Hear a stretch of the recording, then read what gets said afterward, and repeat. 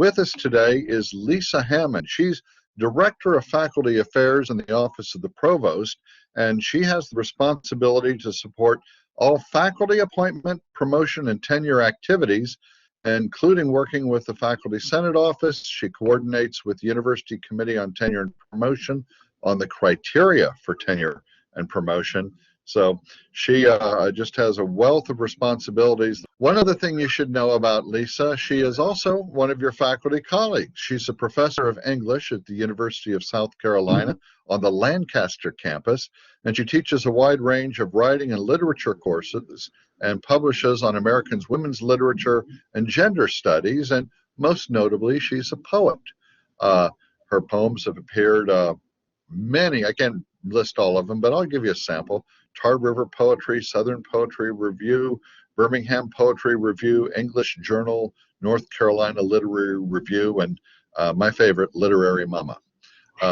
Bottom line is, she's a faculty colleague who cares about you, cares about how you progress, and will not insist that your T&P file be submitted in iambic pentameter. So Lisa, turn them over to you. Okay, well, thank you all so much for asking me to be with you today. I'm very excited about this. Augie and I were talking at the beginning before the session started about the fact that when we both started, there were not resources like this for faculty. You just kind of got thrown in and told how to go. So it's very nice to know that our faculty are better supported now in the process. So what I want to do today is go through a number of resources that I hope will help you to think about how to plan your time in the tenure track most effectively. So I want to start by asking for a little poll, and I just kind of want to get a feel for where you all think you are in the process. So right now, the good news is we don't have anybody at 5, so that's great. We do have some people who are not entirely sure how this is going. I think that's pretty normal in this particular environment. People are nervous about T&P under the best of circumstances, and we're in the middle of a global pandemic. I don't know if y'all noticed. That really makes a difference for how we feel about our work and the progress that we're making. So for many of you, if you feel like you're in a 3 or a 4, I want you to know that one thing about this is that there's quite a range of feelings that you're going to experience in your tenure and promotion process, and all of those are normal.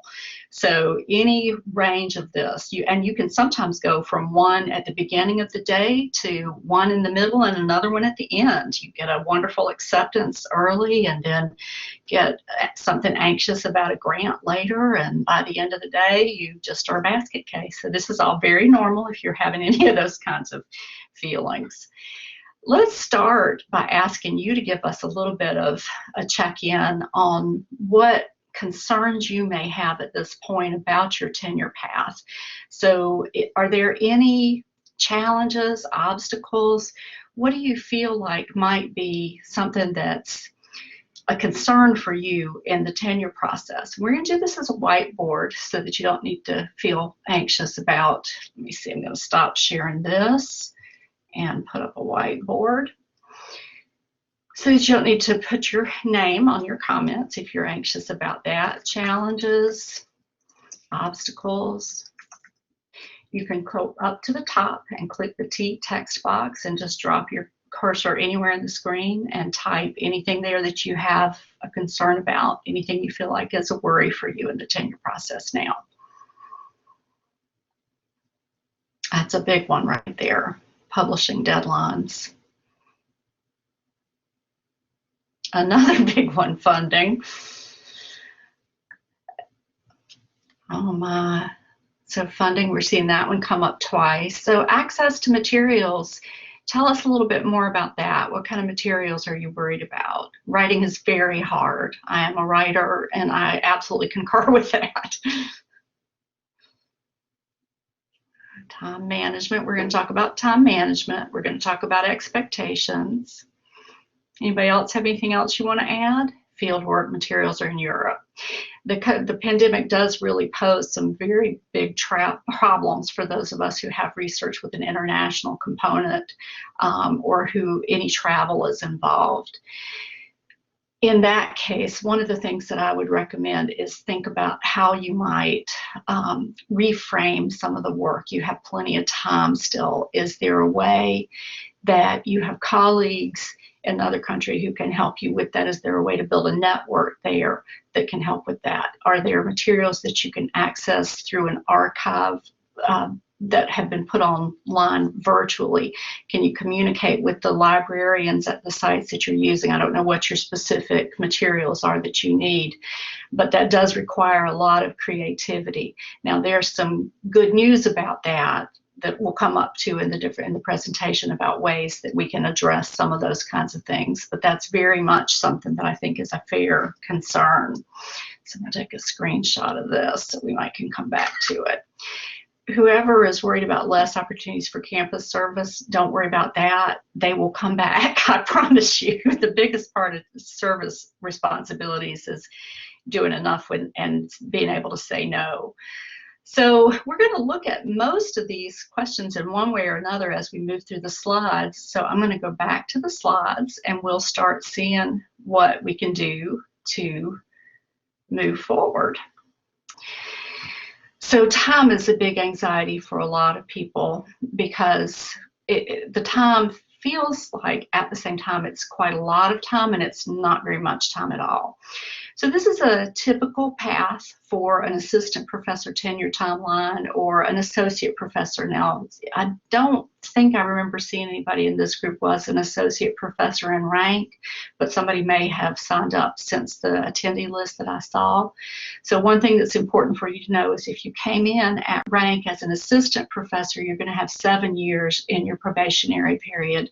But if you joined the faculty as an associate professor, you have 6, because usually at that point you have service in time at another institution or work that you're bringing with you.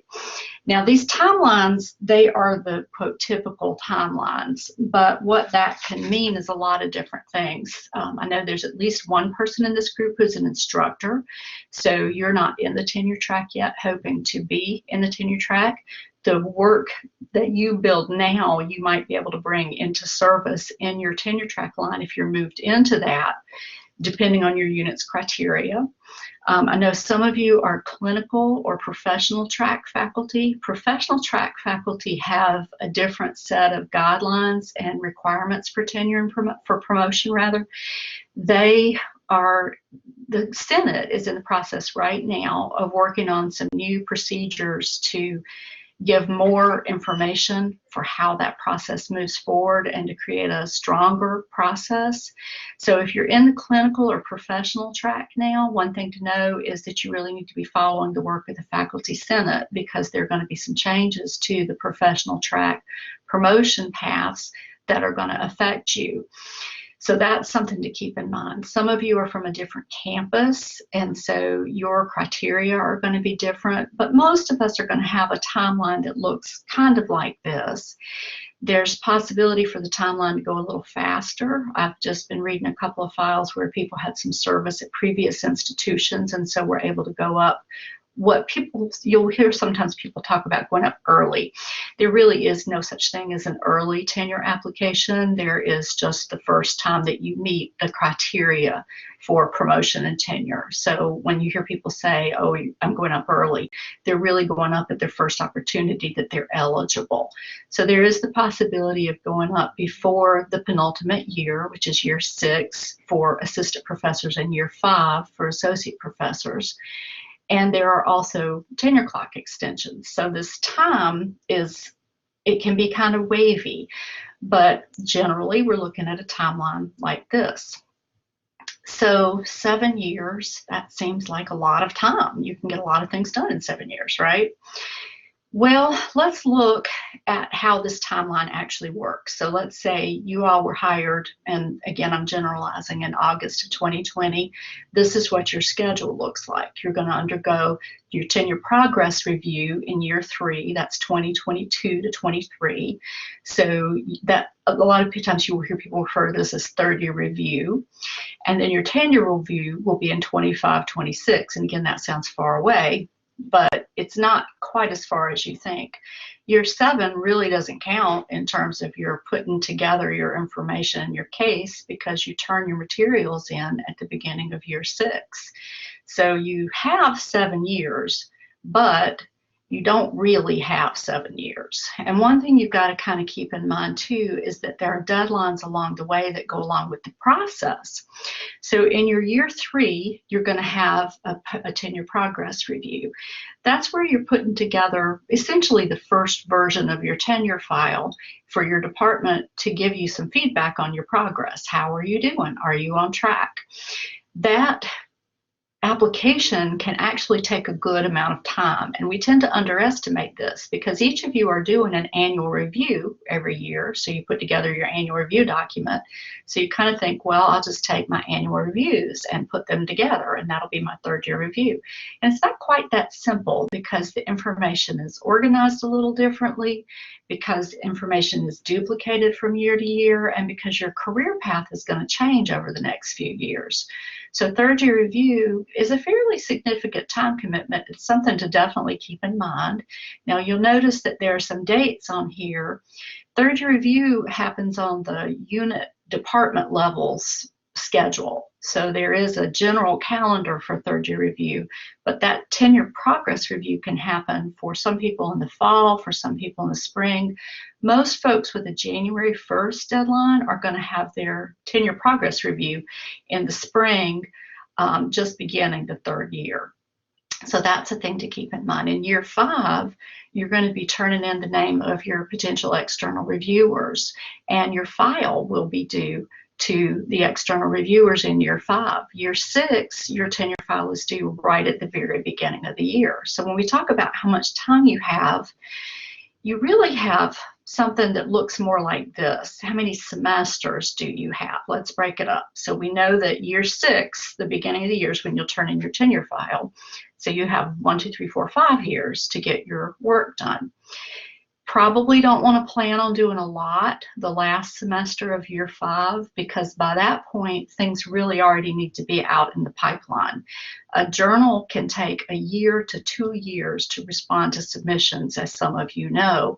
So if you have a journal article that you want to have published before you go up for tenure, that probably needs to be turned in year 3 or year 4. You don't want to be turning that in right before you turn in your file. You want your file to reflect the solid body of work that you have done, not the expectation of work that you're going to do. So you don't really want to plan on that last semester being a time that you spend a lot of time. And you know you've got a little window that you need to save for 3rd year review. But as we just talked about, we're already a good way through this year. So let's say you started August 16th. I don't want anybody to pass out now, so take a breath. You know, we may need to grab a paper bag and breathe into it. But basically, you have fall of 21, spring of 22, so that's 1, 2, 3, 4, 5, 6, 7 semesters to get everything that you need to have done ready for tenure. Now, at this point, invariably, somebody says, well, what about the summer? I'm going to work in the summer, so I have these semesters, plus I have the summers.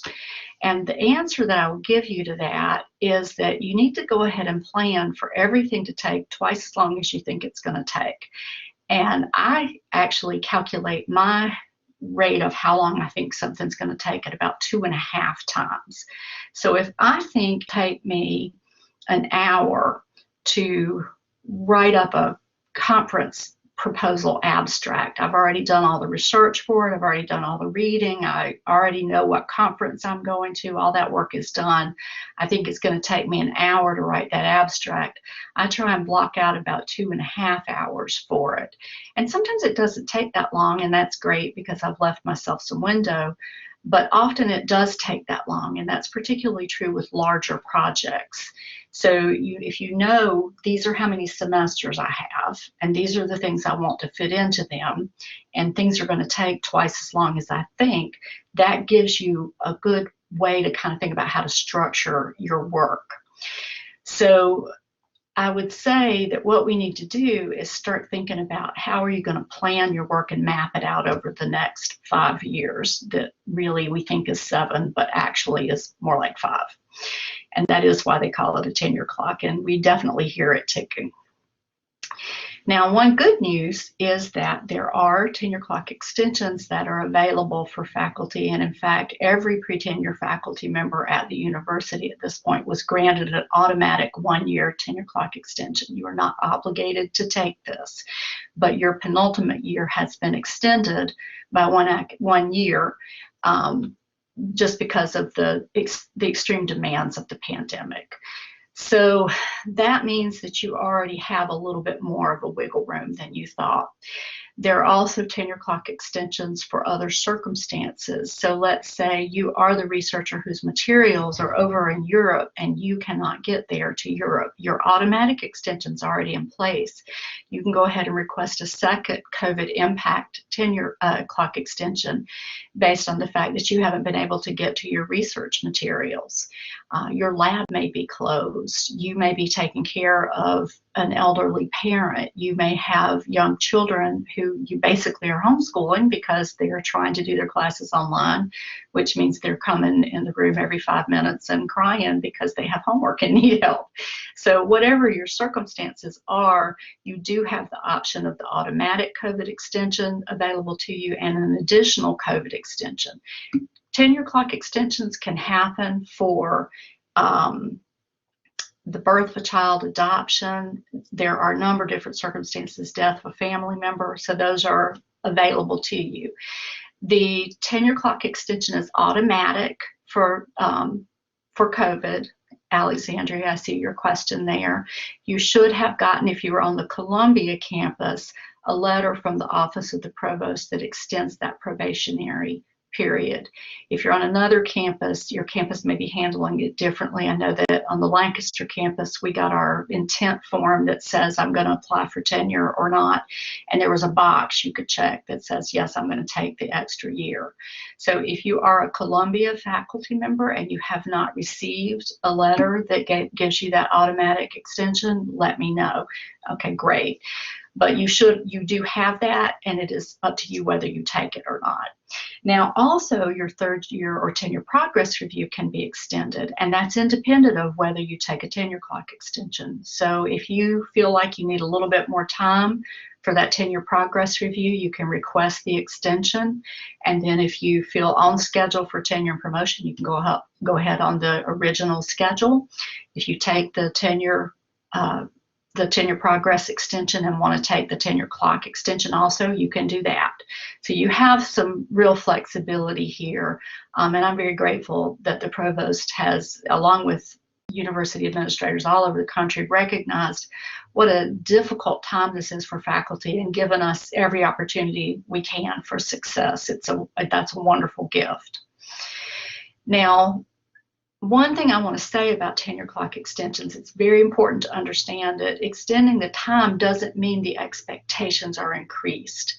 And this is something that we emphasize to reviewers and senior faculty as well, so that if you're serving on a tenure and promotion committee, I want you to understand that you cannot say, oh, somebody had a tenure clock extension, they should have more time, they should have more material. The tenure clock extension means that you're evaluated as if you had been in your normal probationary period and not longer. So you're not expected to do more work because you took the time. So that's a nice relief. Now, it's probably too early, since most of you are in your first year, for you to decide, do you want to use one of these tenure clock extensions? So one thing I will say is I'll make this presentation available as slides at the end of the session, and you can keep this and kind of think about it as you get closer to time. If you have to decide, do I want to take an extension, you need to ask these questions. Do you know you've met the criteria? Do you feel comfortable and confident you have met them? Have you asked for a trusted mentor to confirm that assessment? And that, by trusted mentor, I'm going to talk about that a little bit more. I mean somebody who's very familiar with the tenure and promotion processes and the expectations in your unit. If you decide to go ahead and not take a tenure clock extension and your case is not solid, what happens if you get turned down? And this is something you really need to think about, because if you go up on your normal schedule at this point and you're turned down, your penultimate year is still the year after. So you still have one more year. You could go up for tenure a second time if you were denied. But sometimes this really changes the nature of your relationship to your department. And so that is something for you to really think about. If I go up early, no, again, there is no early, but if I go up on this original schedule and I don't have enough and I get turned down, how's this going to change my relationship with my department and my institution? That's very much something to think about, and that's very much individual, because some people are like, hey, nothing ventured, nothing gained. And some people, this is devastating. So it's very important to kind of keep that in mind. Now, one thing that I want you to be thinking about now, this talk is called How to Build a Tenure File from Day One. Your tenure file from day one has been affected by COVID, and it will be affected by COVID throughout the period of your tenure clock. And that sounds kind of dreadful, and I'm going to take a breath because I said that, and that's a hard thing for us to hear. But our world has been fundamentally changed by COVID, and that's something that you need to understand going in is true for everyone. That doesn't mean let's say you're having a hard time getting your work done because you do have children or elderly parents, or you have health issues yourself in the pandemic and you feel behind. Everybody is struggling in this environment right now. So from the beginning, we need to go ahead and normalize, okay, COVID is a part of our work and our tenure and promotion portfolios. How do we accommodate that? So the Provost Office with UCTP has issued a joint statement, and you can find this on the Provost Tenure webpage at the very top of the page, that asks the units to work with candidates to prepare a COVID impact statement. And that basically says, how has your work been affected by the pandemic? This is something that you can work on now. This is going to be turned in with tenure files. So you have colleagues who are going to tenure this year, next year. They'll write this and turn it in with their tenure file.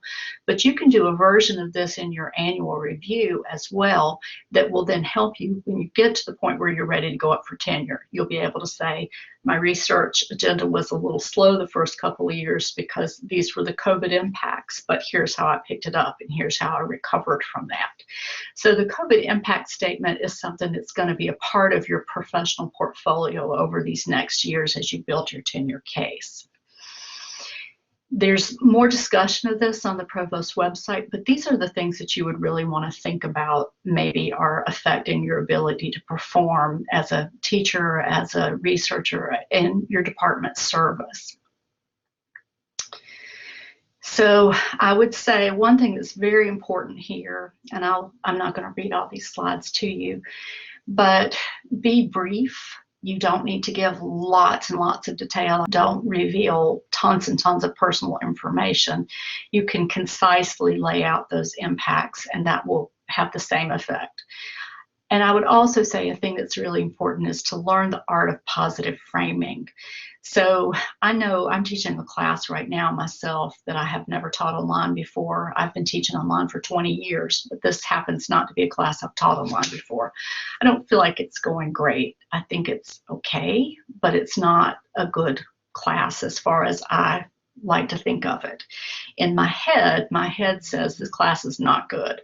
What I need to do is practice the art of reframing and say, I had the opportunity to offer this class for the first time during the pandemic, and while I'm well prepared to teach online, I found that I had to constrain to some extent the activities we were able to do in class so that we could do those things more fully.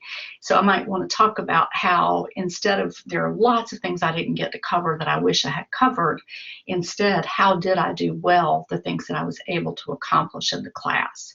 So positive framing is where you say, okay, this situation here was a mess. Here's what I made of it. And that is something that you very much want to do. Talk about what you were able to do in the context.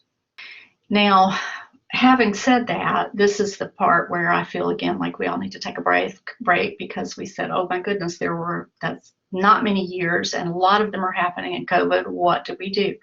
So these are some of the practical steps that you can take to get ready for your tenure and promotion process. So the very first thing you really need to do is know your criteria. Each unit has different criteria. They're very different. They're different across the university, and sometimes they're different within a college. So College of Arts and Sciences is a big college, a lot of different departments, a lot of different criteria. So if you haven't looked at and carefully read your criteria and you don't have them somewhere you can reference them all the time, that is the first place you need to start. The faculty manual is also something you need to be very familiar with, and the goldenrod, which is UTP's document that gives you information on how to assemble your file. So essentially, all these things are the assignment for your tenure file. I know that when each of you give an assignment to your students, you say, okay, read the assignment thoroughly. So these are your assignments. What are your unit criteria? What does the faculty manual say? What does the goldenrod say? And a lot of the questions that folks submitted ahead of time for this presentation basically talked about, well, how do I do this? How do I do that? Those things are all defined by your unit and your department's expectations for performance, so you need to get familiar with what those are. So these are criteria from the English department. So I can look at this and I can say, okay, the very first thing I need to know is that the quality of research is the most important factor in my tenure and promotion process. That means that most of my time needs to be going to my research. When I was tenured on the Lancaster campus, and this is still true, so I know I saw a couple of people from Union and Sumter, this is true for you, teaching is the primary consideration for tenure and promotion. So in your unit, the primary consideration for tenure and promotion may be different from somebody else's unit, so you need to know what that is for you. You can find things in the criteria that tell you what kind of material, what kind of evidence can you use from your previous work. You will find material in your criteria that tell you what are the different kinds of scholarship I can include. Some departments will say you must have this, or you must have this many of this. You must have 1.4 scholarly products from category A. They can be very, very specific. So you need to know what those criteria are, and you need to know how they're weighed. A lot of this, too, is being able to explain that. So when Augie was mentioning the names of some of the journals that I've published in, I also love Literary Mama. That's a great little journal.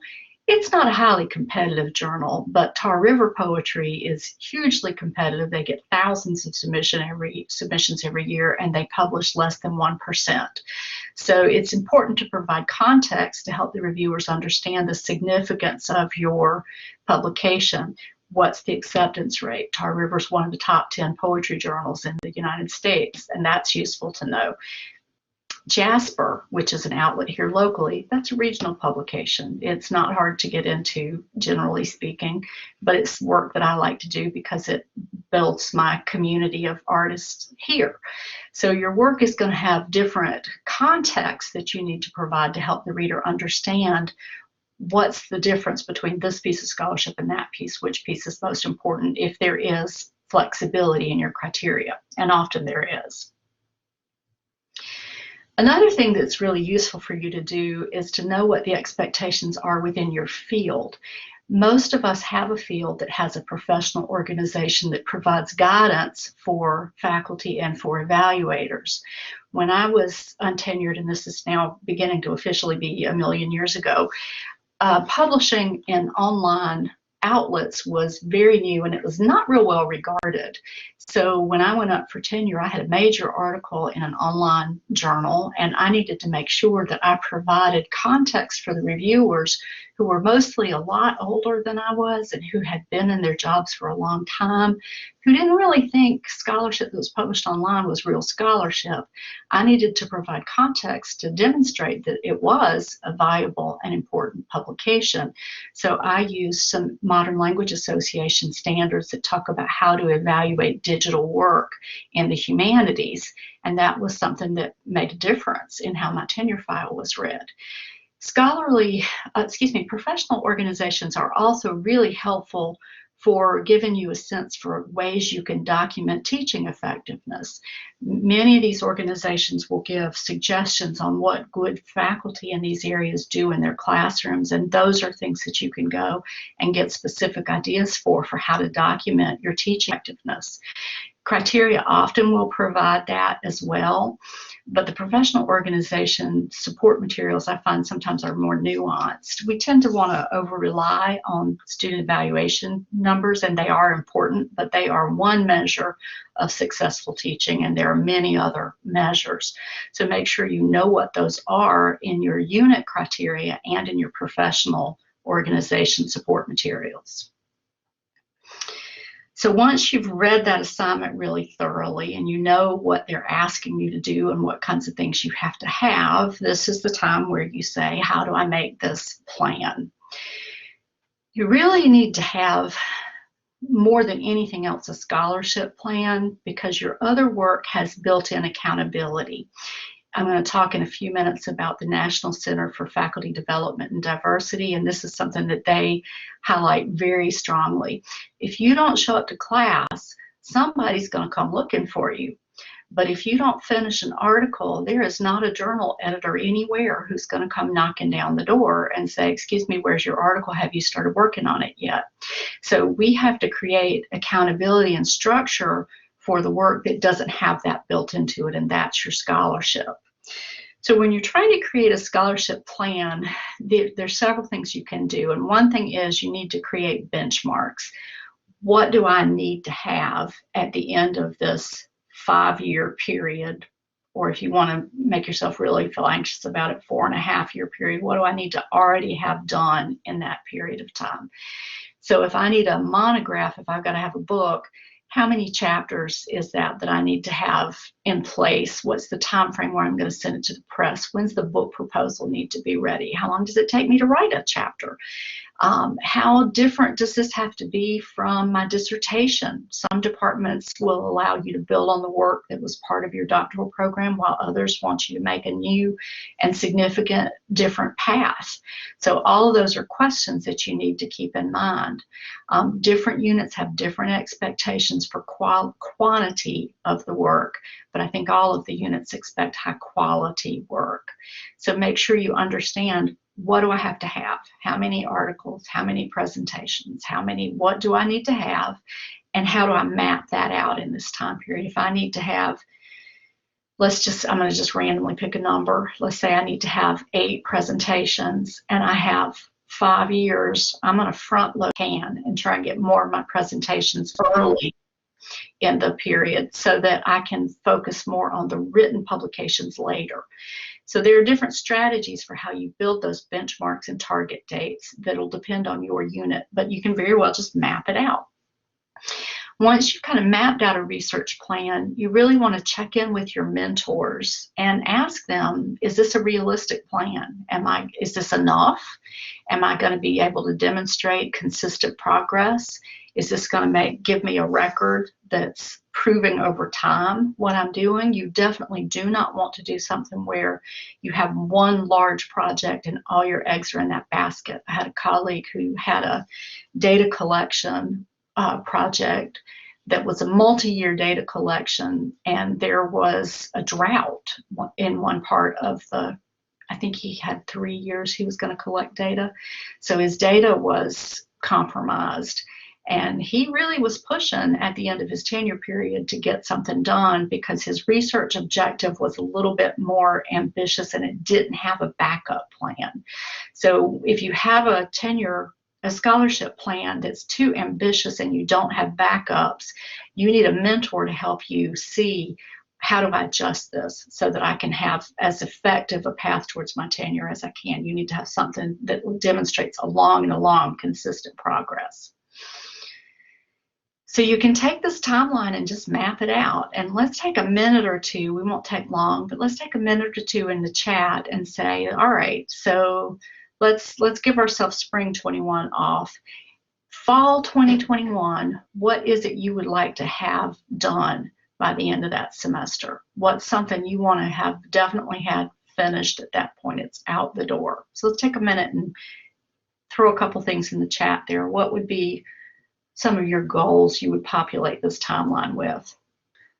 That one's a good one. Major grant proposal near final draft. Today's March, end of fall is December. Should be plenty of time for that. Make sure you're building time for collaboration with colleagues if your grants or your projects are collaborative partnerships. So there's time where you need to get feedback and people are busy. So y'all can keep adding here if you want to, things that we would want to have finished. And this is something you can just make one of these for yourselves and draw it out, and then you have it up on your wall for you to remember, okay, it's fall 2021. What am I doing this semester? When you think about that, though, single author article sent to journal editor, what are the steps in expanding that? So do you have enough of your scholarship already, or do you need to go find more? Have you written 8 pages, but you need to have 30? What are the steps that are going to be involved in completing that plan?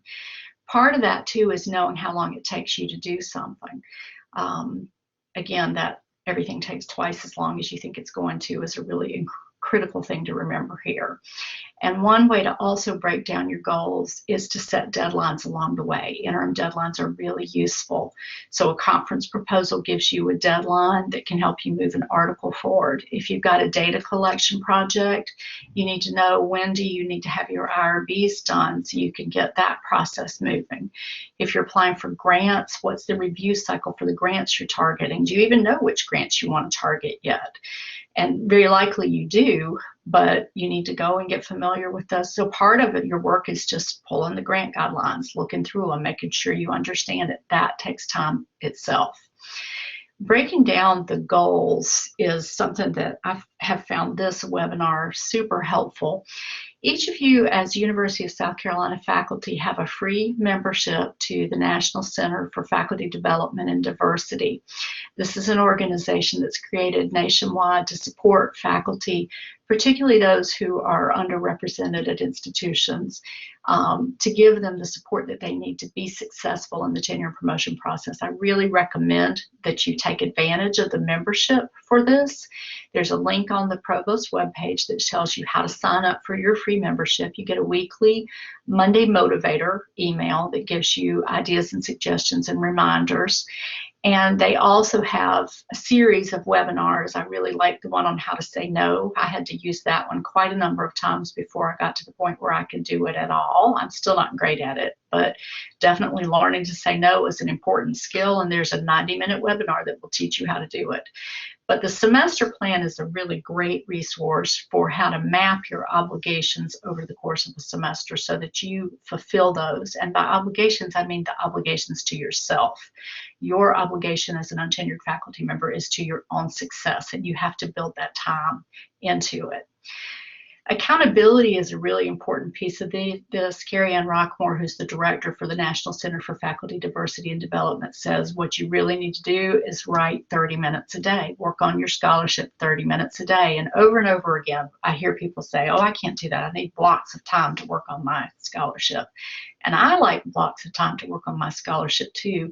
But if I waited until I had a block of time, I would never write another thing again. And that's true for many of us. So if you can front load your day with 30 minutes dedicated to moving some project forward, even just a little bit, that's going to make your life, your professional life, better. Accountability is somebody coming to you and saying, hey, where are you in your progress? And there are a lot of ways you can build that. Local peer accountability groups are important. So sometimes people will say, hey, I need somebody to help me just stay on schedule. And y'all meet once a month or once a week and say, this is what I'm going to work on. And then the next time you get together, you say, yes, this is what I did. Your T&P cohort is really nice when you're working on a file, particularly if you have a group of colleagues in your discipline or outside it who are on the same schedule. Work with them in groups. Let's all have a draft of our teaching narrative in a week and get back together with those. Everybody bring your Vita to the next meeting. So those kinds of accountability meetings are really helpful for keeping on track. You can actually request what's called a buddy from the National Center for Faculty Development and Diversity. I had a buddy who was a psychologist at a Chicago university for a couple of years, and it was always very fun to check in with her every week. And she would tell me what her data collection project was, and I would tell her what poems I was working on. So that having to show up once a week or once every 2 weeks to show somebody what you've done gives you that built-in accountability that your class has. So how can you create that for yourself? You can also ask your mentors to provide this for you as well. You got to be careful with that. If you say to your mentor, I'll get you an article in 2 weeks, you don't want to be consistently not meeting that deadline, because you want your mentors to think well of your work. Everybody understands you're not going to meet every deadline, but don't overpromise and put yourself in a position where you make your mentoring relationship difficult. Cultivate a network. This is very important. Mentors, you need more than one of. Some of you will actually be assigned a mentor. And I had a colleague, I asked her, what do you wish you had known?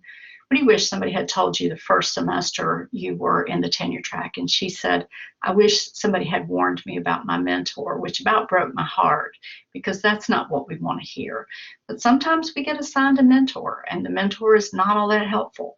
So one mentor who may or may not know us and our work well is not enough. It's good to have a mentor who's a senior in your department, senior member who knows the context, the people, the politics, and can give you good advice. Another friend of mine said, I said, so-and-so was your mentor? And he said, well, I let her think she was, which I thought was kind of funny. Having that senior colleague who you build that relationship with, they may not always be able to help you with your tenure prospects, because it might have been quite some time since they had to write a tenure file, and the criteria have changed very much, but they can help you with the professional obligations in your community and knowing the politics of your community. A mentor who's very much involved in the tenure and promotion process is essential. This is somebody who reads files regularly, knows the criteria, mentors junior faculty in your department. That's an essential mentor for you. It's good to have a mentor who's maybe just a couple of years ahead of you. So if you're going up for third year review and you have a colleague who went up the year before, that's somebody that you can touch base with about their experience. But don't make the mistake of taking that person's third year review file and assuming it's all awesome and great and using that structure, because it may or may not be the best model. That's what you have your mentor who's very familiar with the tenure and promotion process for. The person who just went up for third year review can give you a lot of good suggestions on how they put it together or how they wish they had done it differently, what kind of feedback they got. But you need the advice of the senior faculty member who's experienced with T&P to help you understand what you actually really need to do in that file. So you need to have mentors in a number of different areas. You need a mentor who can work with your scholarship directly. It doesn't hurt to have a mentor who can help you with your teaching. It's a good idea to have a mentor at another institution, not just necessarily your dissertation director, but there are other resources you can build there. You do that through attending conferences. I know that academics are introverts, and when I go to a conference, I basically want to go to my session and then sort of hide for a little bit afterwards. But the more you put yourself out there at those conferences and meet people, the better they're going to be for you professionally. And those are going to be the folks that will be your external reviewers in the long run. Those will be the list of candidates that you sent forward. Those are going to be people you've met in different grant workshops, webinars, conferences, all those kinds of settings.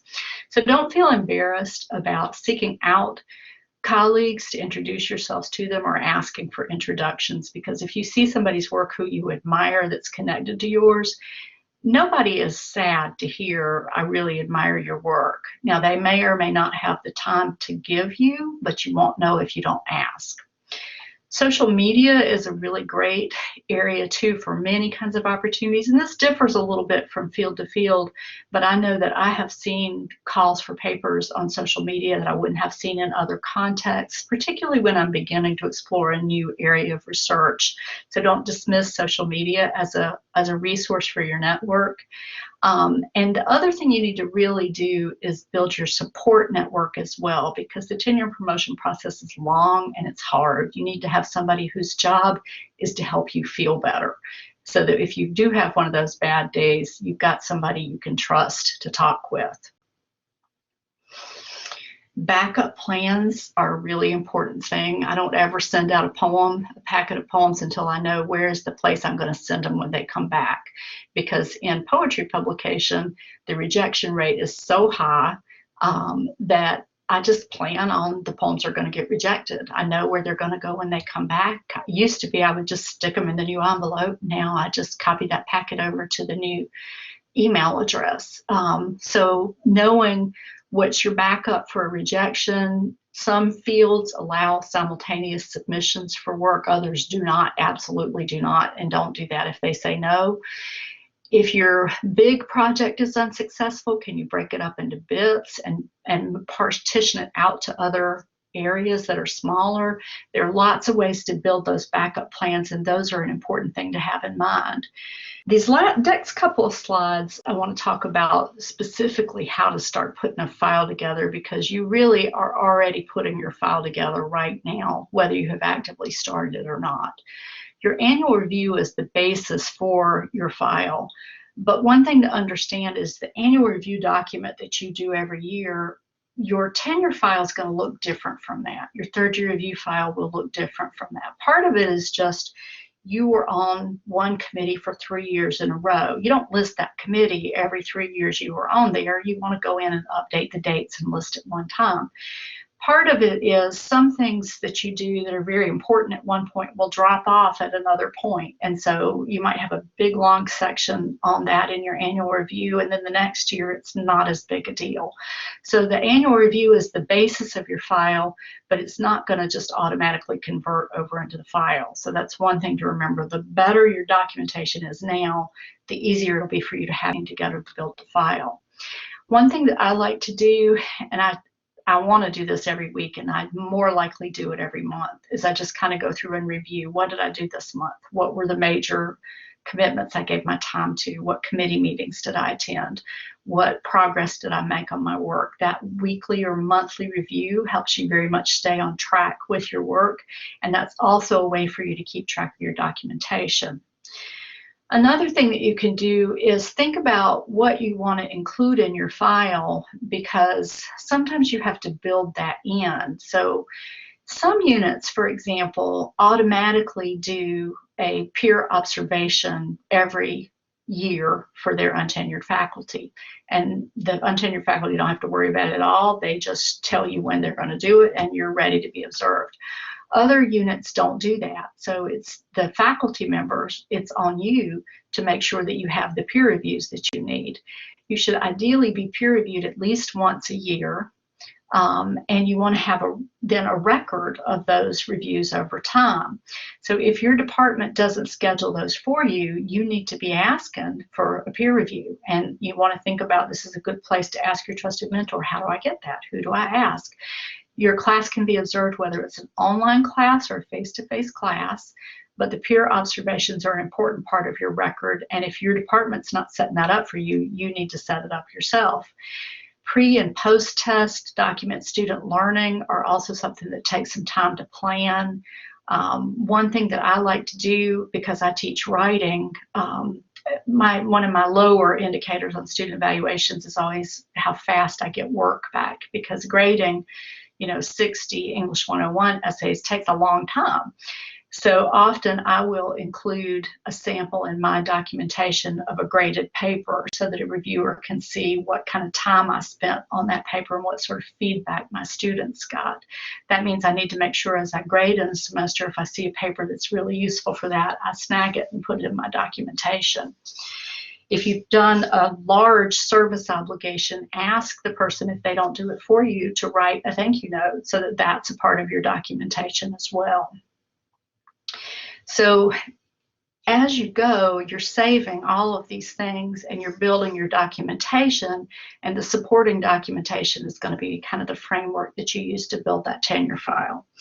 But one thing I think that's important to note is that the way that you organize information changes as you get more information. So at first, you may just start out dropping everything into a folder called annual review, but before long, you may need to break that up into categories. And before long, your scholarship section may need to be several folders rather than just one big folder. So how your work is organized is going to change over time. Just be aware of that. That's part of it. It doesn't mean you're not organized. The last two slides, bullets on these slides, really talk about how to present your work to other people, and particularly people who are not in your field. You are going to be evaluated for tenure and promotion first by people in your unit. And so for some of you, that will be people who know your work extremely well. For others of you, you might be in one field of public health and somebody else does another work, and they have some peripheral knowledge, but they don't really know the specifics. On the Palmetto College campuses, those of you at Union and Sumter, you may be the only person in your whole discipline who goes up for a review that year, and nobody else on that committee may be in your field. So you need to be able to present your work so that it makes sense to other people. If you're a statistician, you want to make sure an English professor can read your file, because there's probably going to be an English professor on the university tenure and promotion committee. The other thing you want to think about when you're putting that file together is how to make sure that the file is organized for the reviewer's ease of review. We write the work, the file, and we want to kind of reflect the awesome job we did. But really what you need to do is make sure that somebody can read your file quickly and find the information that they need. You will understand this when you're on the other end of your tenure process and you're serving on T&P committees, where suddenly you have to read a whole bunch of them and they're very long. So you want to make sure that you use bullets, you use italics, you indent, you highlight, underline, don't highlight. I would say bold rather, bold, not underline. Bold, not highlight. There you go. You want to use those typographical indicators to help the reader see where your materials are that are most important. And it's, for many of you on the Columbia campus, you will use the charts that actually total up how many books, how many articles, how many presentations you had. Total that column up at the end. It makes it easier for them to say you have 32 presentations or however many it is. So make it easy for the reviewer to find what they need to write you a good justification for how you've earned tenure and promotion. You don't write your tenure file for yourself, you write it for the reviewer.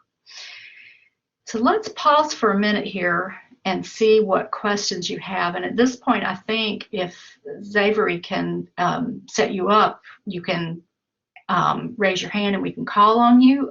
I may be able to promote you. If you've got questions you want to put in the chat. Lisa, this is Augie. I served formerly on the University Committee on Tenure and Promotion. What I found very interesting was that even though units are constantly updating their guidelines, the faculty have a choice under which guidelines they're going to go up. That is, if you're hired this year and the guidelines change next year, you have a choice of the old or the new. Can you talk about that and why that's important? Sure. That is true for faculty who are untenured. So if you're hired today or August 20th, let's say, you can use the criteria that are in place at the time that you're hired. And then let's say the next year they have a new set of criteria approved by UCTP. At that time, if you want to, you can use that set of criteria. So it's up to the faculty in the tenure track which set you use. I generally think that the criteria get better as they are reviewed. So my sense is that if your unit has revised the criteria, they've probably made it more clear and more explicit and easier to understand and use. And so the newer criteria might be very helpful for you. If you look at those criteria and they seem to be harder, then you have the option of using the original criteria under which you were hired. Now, this is not true once you're tenured. When you're tenured, you have to go up under the criteria for promotion that are in place at the time you seek that action. So that's something that's important to keep in mind too. The biggest thing I think is just make sure you understand the criteria, whichever set you choose to use, make sure you know it backwards and forwards. But I think generally speaking, I'd say the more current criteria tend to be the stronger criteria. Augie, would you agree with that? Uh, I would generally I'd agree, but I would actually look at the old and new criteria, see which one applies to you best, and then use that, because there are very few places where you have a chance to make a choice in the process, and where the criteria have changed, you want to take advantage. So, for example, you might be in a unit. I'll give my own unit, for example, in journalism. We used to require 2 peer observations a year for untenured faculty. The criteria were changed to just 1. So it was easy for people who didn't have enough peer observations to change. But we may change back in the next revision and say, we think actually there should be 2. So again, looking at how many, and obviously I think the more often you're reviewed, the better. But I want to ask you a different question. This is a tough one, and you may decide to punt it back to me. But having only been in the academic space for about 40 years, I've noticed in other universities, never in this one, where sometimes political considerations outweigh the criteria. That is, when people are going up for tenure and promotion, a candidate assumes that everyone's just going to look at the numbers and just at the pubs. And once in a while, you have I'll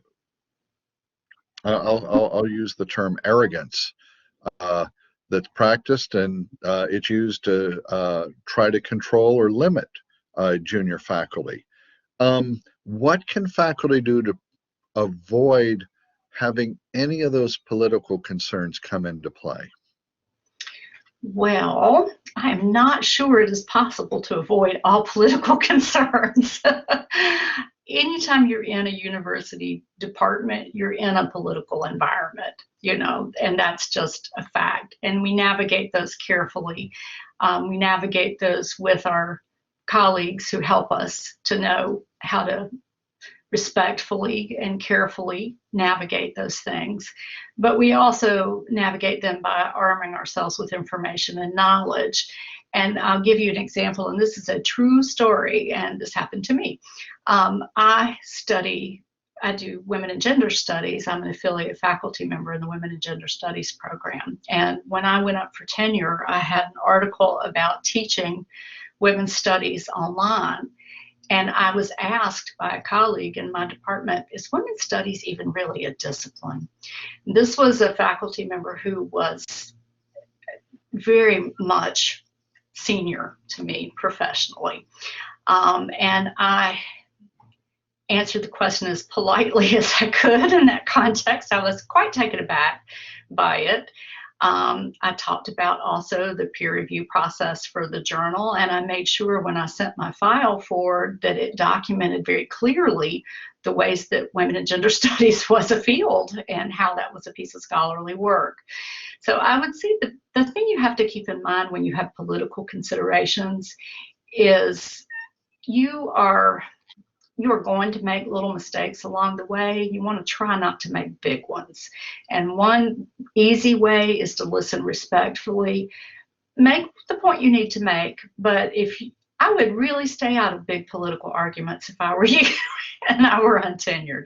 So that's very much something I think you can still do your work, do it carefully, do it well, and trust too that the process will help, because I've seen this many times over the years. This is a lengthy process. It involves many people. There are a lot of checks and balances. If I saw on a faculty affairs listserv that I'm a member of recently, a vice provost asked, we got a comment in an external review letter that was inappropriate. What should I do with this letter? Should I pull it out? And the consensus of the discussion in the faculty affairs listserv was let it go forward. It's not going to reflect well on the reviewer, and the review process will work it out in time fairly. And that has very much been true as I've seen files over the years. If there's an outlier, there are many people who are there to correct it, and they are watching for that carefully. And that's particularly true in a department where we know there are political issues. People are watching to make sure the process is fair. So having been in a tenure, in my whole history at this institution has essentially been in tenure and promotion. I've seen it play out over the years, and I think it's a fair process that works out well because of the number of checks and balances and reviews. Still, it's incumbent on you to be careful, be polite, do your work well. Is that a reasonable answer, Augie? No, it really is. And, you know, you've got to be careful. Sometimes what you think is a philosophical disagreement, a colleague may take that as a personal challenge. So I think just realizing that the more you develop relationships with the people who are going to be voting on your tenure and promotion, the more they know you, the more they'll want to have you around. And, you know, that's not the way the system is supposed to work, but it never hurts to add that the social interactions is kind of a social lubricant. So Allison has a question about getting information on development of clinical faculty expectations. When are those guidelines coming from the Faculty Senate? I am not entirely sure. I believe that the hope is to have a professional track review committee that's equivalent to the University Committee on Tenure and Promotion. I think they're trying to take nominations for that beginning in the fall, or to have that committee begin in the fall, but I'm not certain. I haven't had a lot of time, to tell you the truth. We're in the middle of a tenure cycle to look for that. But one thing I would recommend that you do, you check your minutes and ask your faculty senators who are representing your unit to let you know what's going on with that. Augie, go ahead. Yeah, sorry. As the person who actually wrote that legislation, I'll offer this. I used to be chair of Faculty Senate and was chair of the committee that has been trying to promote the status of professional track faculty. There indeed will be a committee, and that committee is responsible for reviewing the criteria. So every unit has to develop its own criteria. And we're in a unique phase for our professional track faculty that the criteria, for the most part, some units have criteria already, but shortly every unit will have to have criteria. And there's a greater opportunity for you to weigh in and help the unit figure out, here's how we're going to evaluate candidates for promotion. By the same token, the great thing about this is we're putting into place a system that will systematically provide a promotional opportunity for professional track faculty, just as we have for tenure track faculty. Mm-hmm. So it's a big advancement that the Faculty Senate has made and the whole university has gotten behind. Yeah, I'm very excited to see how this will develop. And there are opportunities too for faculty to move from the professional track into the tenure track. And so it's going to be interesting to see how it develops. I look forward to learning more about that as well. So one thing I will really say, you are at the beginning of a great journey. I can think of no better place to work than at a university. There is a wonderful life of the mind here that you have with your colleagues and with your students that's rare. And so I'm excited for each of you at the beginning of that journey. And we're especially lucky to be at these universities. I went and got my vaccine today in Student Health Services. The university is here to protect us and help us grow personally, professionally, physically, our mental health. The university is here to support you. We want to see you succeed.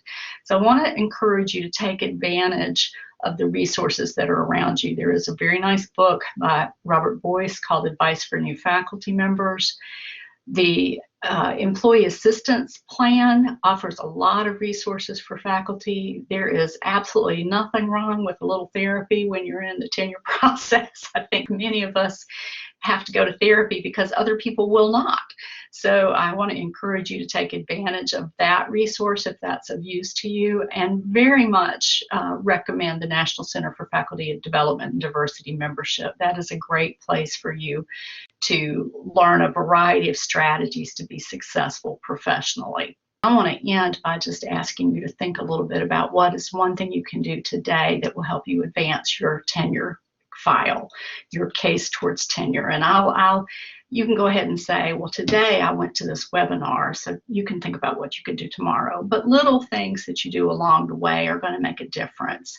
So if the thing you do tomorrow is go create that membership for the National Center for Faculty Diversity and Development, that's great. If the thing you do tomorrow is call a colleague and say, hey, do you have time to have coffee with me and help me think about how I can start working on this grant, that's great. What is the one small thing you can do every day that helps you advance your work? Because just like you brush your teeth every day, you should work on your tenure every day. It's a little bit of work that helps you grow professionally and stay healthy professionally.